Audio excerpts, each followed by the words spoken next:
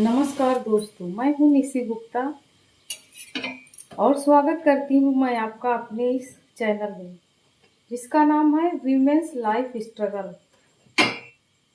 इस चैनल पर मैं आपसे अपने निजी अनुभव शेयर करती हूँ और आपको यह बताने का प्रयास करती हूँ कि किस प्रकार से हम महिलाएं अगर चाह लें तो हम अपने घर का कल्याण कर सकते हैं और यह सब करने के साथ हम अपने गृहस्थी की समस्त जिम्मेदारियां भी निभा सकते हैं। वे चाहे हमारे बच्चे से संबंधित हो, हमारे कार्य से संबंधित हो या फिर घर के नियमों से, वो चाहे किचन के नियम हो, गृहस्थी से संबंधित नियम हो या फिर हमारे निजी कार्य से जहां हम कार्य करते हैं।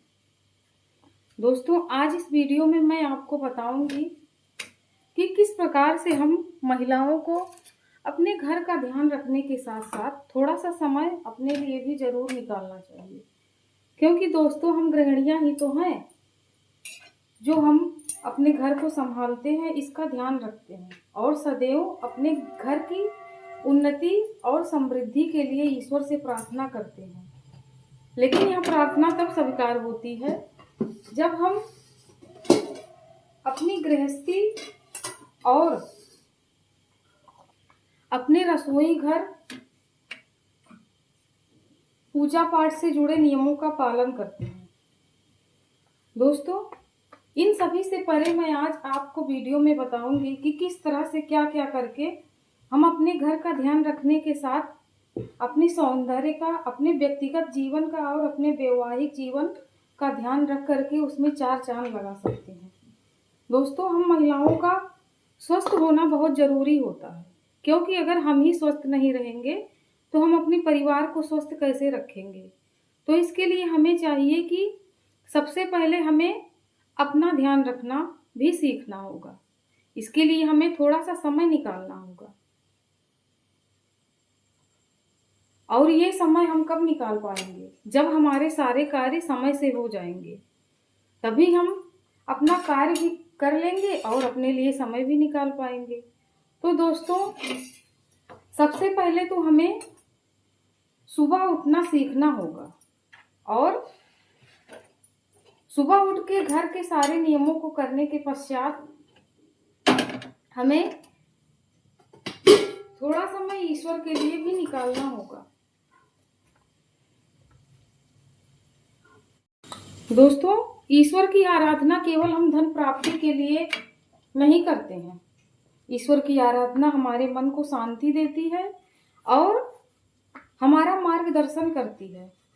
अगर हम ईश्वर की आराधना सच्चे मन से करते हैं तो ईश्वर हमें जीवन में जो भी कठिनाइयां आ रही हैं उनसे लड़ने की क्षमता प्रदान करते हैं और हमें अपने जीवन में किस प्रकार से सही तरीके से आगे बढ़ना है इसे भी सोचने की क्षमता और सही निर्णय शक्ति हमें प्रदान करते हैं।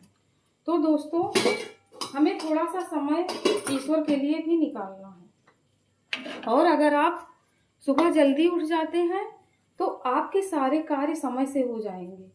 जैसे आप समय से स्नान कर लेंगे, समय से आप अपने पति को, अपने बच्चों को, पति को ऑफिस भेज देंगे टिफिन दे करके, लंच दे करके, और अपने बच्चों को भी तैयार करके समय से स्कूल भेज पाएंगे।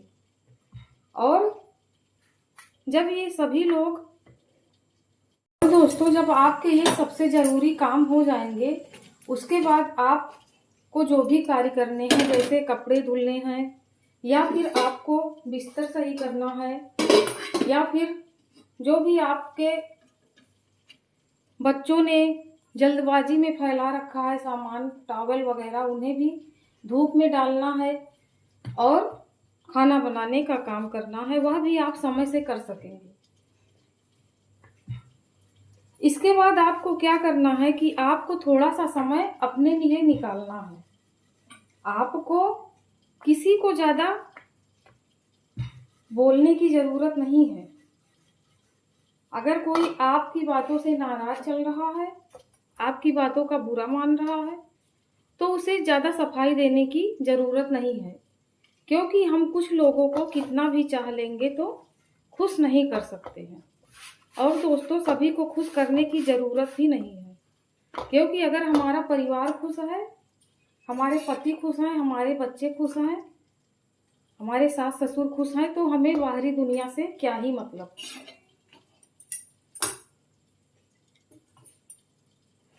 अगर कोई आपसे उलझता है, फालतू की बातें करता है, तो आप उसकी बातों पर ज़्यादा ध्यान मत दीजिए, क्योंकि आपका परिवार आपको ही देखना है, ना कि दूसरा देखने आएगा। और हम महिलाओं को सदैव ध्यान रखना चाहिए कि हमें कभी किसी के बहकावे में नहीं आना चाहिए। जैसे कुछ लोग हमें भड़काते हैं कि तुम इतना काम करती हो और तुम्हारे साथ ऐसा होता है, ये होता है, वो होता है, तो हमें इन सभी बातों पर ध्यान नहीं देना है। हमें अपने परिवार की उन्नति के लिए निरंतर प्रयास करते रहना है, और उसके साथ हमें अपने मानसिक स्थिति को भी संतुलित रखना है। इसीलिए हमें दूसरों से ज़्यादा बोलने की ज़रूरत नहीं है, ना ही किसी के बातों में आने की। दोस्तों, अगली बात मैं आपसे यह कहना चाहती हूँ कि कुछ महिलाएं होती हैं बहुत ही ज़्यादा ओवर थिंकिंग करती हैं, और ओवर थिंकिंग करते करते हुए इतनी ज़्यादा डीप तरीके से सोचती हैं कि वे अपनी मानसिक स्थिति को असंतुलित कर बैठती हैं। दोस्तों, आपने यह तो सुना होगा कि हुई है वही जो राम रच राखा, को गई बात बढ़ावत शाखा। तो दोस्तों, हम प्रयास कर सकते हैं, और अगर हम कुछ चाहते हैं और वह नहीं हो रहा है, चाहे वह हम कोई वस्तु खरीदना चाहते हैं, कहीं जाना चाहते हैं, या हम जैसा चाहते थे वैसा नहीं हुआ, तो दोस्तों इसके पीछे ईश्वर की मर्जी छुपी हुई है। भले वह मर्जी हमें तुरंत ना दिखे, लेकिन वह हमारे अच्छे के लिए ही होता है। इसीलिए हमें, अगर हमारी इच्छा का कुछ मिल नहीं रहा है, तो उसके लिए हमें ज़्यादा सोचने की ज़रूरत नहीं है। आप स्वयं पर और ईश्वर पर भरोसा रखिए, वो जो भी करेंगे आपके लिए उचित ही करेंगे।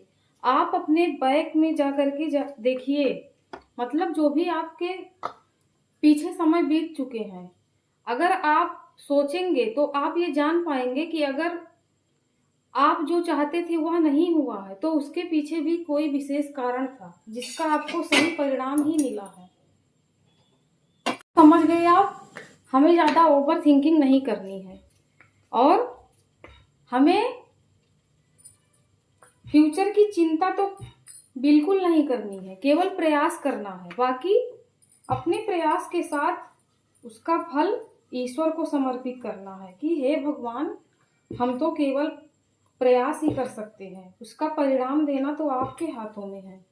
दोस्तों, ऐसा सोच करके अगर आप करेंगे तो देखिएगा आप के सभी कार्य अवश्य पूरे होंगे, और इससे आपको मानसिक बल भी मिलेगा, क्योंकि ईश्वर पर भरोसा करने वाले की कभी हार नहीं होती है। दोस्तों, अगली बात मैं आपसे ये कहना चाहती हूँ कि हमें सदैव हेल्दी खाना खाना चाहिए। कुछ महिलाएं होती हैं जिन्हें चटपटा ज़्यादा पसंद होता है, लेकिन दोस्तों चटपटा खाना खाने में जितना अच्छा लगता है उतना ही हानिकारक भी होता है। ज़्यादा खट्टा खाने से हमारे हार्मोन्स बिगड़ जाते हैं, जिससे हमें पीसीओडी आदि की समस्या हो सकती है, और ज़्यादा मसालेदार खाना खाने से हमारे लीवर पर भी इफेक्ट पड़ता है, और हमें तरह तरह की बीमारियां हो सकती हैं। दोस्तों, अगर आप हमेशा तला भुना और मसालेदार खाना खाती रहेंगी तो आपको इसका बुरा परिणाम तुरंत नहीं देखने को मिलेगा, लेकिन जैसे जैसे आपकी उम्र होगी धीरे धीरे आपकी कार्य क्षमता में कमी आने लगेगी, तब आपको एहसास होगा कि मेरा यह कहना सही था। इसीलिए दोस्तों, हमें हेल्दी खाने पर ज़्यादा जोर देना है। और हेल्दी खाने में आप सलाद खाइए, कुछ फल खाइए, खीरे खाइए। अगर आपको कॉन्स्टिपेशन की प्रॉब्लम है तो आप सलाद ज़्यादा खाइए और चावल और रोटी कम खाइए। इसके साथ ही दोस्तों, मसालेदार खाना खाने से हमें अधिकतर कॉन्स्टिपेशन की भी प्रॉब्लम हो जाती है। और अगर आप सादा खाना खाएंगे तो आपका पेट साफ होगा, जिससे आपके शरीर में स्फूर्ति रहेगी और आप अपना कार्य अच्छी तरीके से कर पाएंगे।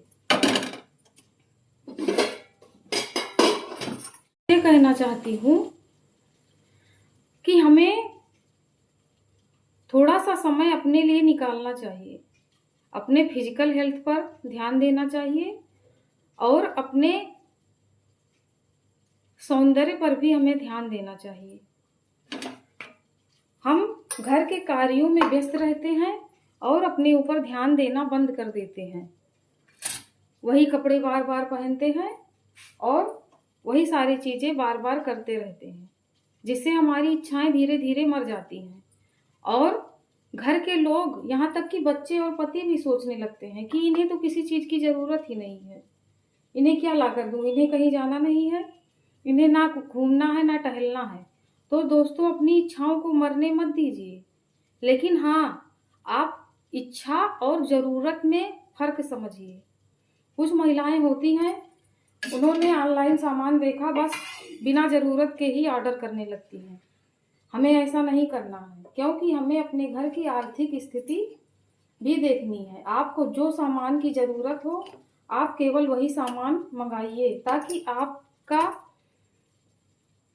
आय व्यय का ब्यौरा बिगड़ने ना पाए और आप अपने घर को सुचारू रूप से चला सके। दोस्तों, आज के इस वीडियो में मैं आपसे यही कहना चाहती थी। मिलते हैं अगले वीडियो में। अगर आपको यह वीडियो और इसमें दी गई जानकारी पसंद आई हो तो एक प्यारा सा कमेंट ज़रूर लिखें और मेरे चैनल को अभी तक आपने सब्सक्राइब नहीं किया है तो उसे सब्सक्राइब करें। मिलते हैं अगले वीडियो में। जय श्री सीताराम। राधे राधे।